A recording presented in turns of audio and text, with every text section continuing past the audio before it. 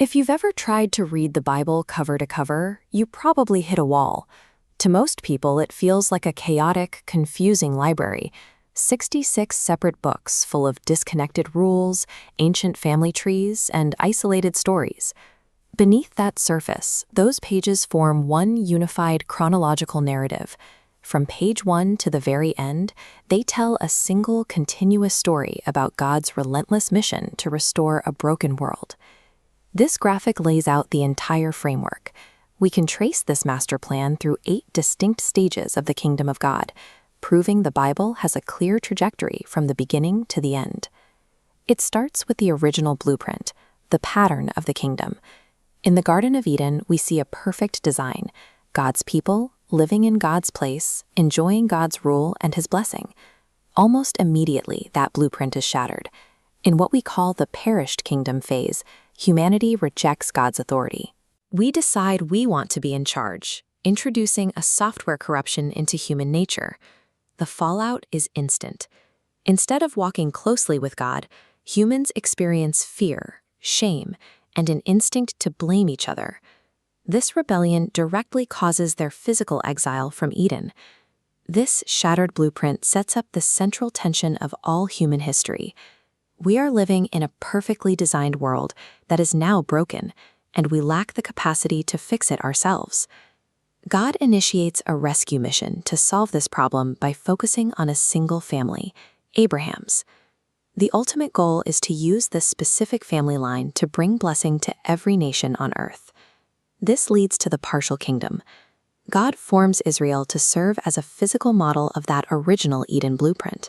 He gives them a specific land, places a crown on kings to represent His rule, and builds a physical temple to house His presence. Yet this physical model eventually collapses. Following external laws carved into stone tablets couldn't cure the internal corruption of the human heart. Even their best kings gave in to selfishness and idolatry. Looking at this map, we see the inevitable result of that failure. The physical kingdom was dismantled, and the people were deported along these routes, sent into exile in Assyria and Babylonia. During this dark period of exile, the prophets begin to speak. They predict that a future perfect king is coming, one who will solve the internal problem entirely by writing God's law directly onto human hearts. The collapse of these human dynasties and stone temples revealed a structural flaw that no earthly king could fix. The rescue would have to come from somewhere else, and it would have to reach much deeper. After centuries of waiting, that climax arrives with Jesus. He steps onto the stage to announce that the kingdom of God is at hand, initiating the present kingdom. Jesus bypasses simple philosophy and demonstrates active royal power. He commands storms to stop and heals incurable diseases, driving out evil spirits, proving His authority over nature and the spiritual world alike. His strategy to reclaim the world is completely unexpected. In this upside-down kingdom, the king wins not through military conquest, but by serving his people and dying as their substitute to pay the penalty for their rebellion.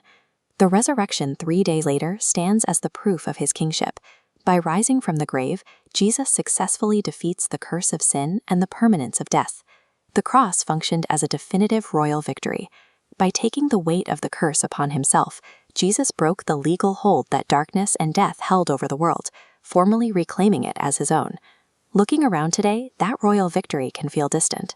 Suffering, sickness, and corruption still dominate our headlines, creating a tension between the king's claim and our everyday experience. The answer lies in what this diagram shows, the overlap of 2 ages. Right now, we are living in a temporary window where the old, broken world and God's new kingdom exist at the exact same time. We call this the already but not yet. The decisive battle for humanity's soul is already won, but the final physical eradication of evil is not yet complete. Jesus explained this reality using parables, comparing it to a tiny mustard seed growing into a massive tree, or wheat growing right alongside weeds. His kingdom operates quietly, transforming society from the inside out and patiently coexisting with evil for a season. We aren't living in a failed system. We are experiencing a strategic delay designed by a patient king who is giving the world time to respond to his victory. That brings us to our current era, the proclaimed kingdom. Today, the church functions as an active outpost, a community assigned to announce the king's victory to the rest of the world. The strategic delay in Jesus' return has a specific purpose. It guarantees that this invitation of forgiveness and citizenship can be broadcast to every nation, culture, and race on earth. Once that global mission is complete, we reach the final stage, the perfected kingdom. The biblical story concludes in a fully restored physical garden city, where God dwells with humanity, rather than escaping to an ethereal heaven in the clouds. This grand narrative includes you. You are being invited to abandon the exhausting effort of self-rule and become a citizen of this eternal kingdom today. Ultimately, the Bible stands as an epic, ongoing rescue mission to put a broken world back together, and you are invited to step into that story right now.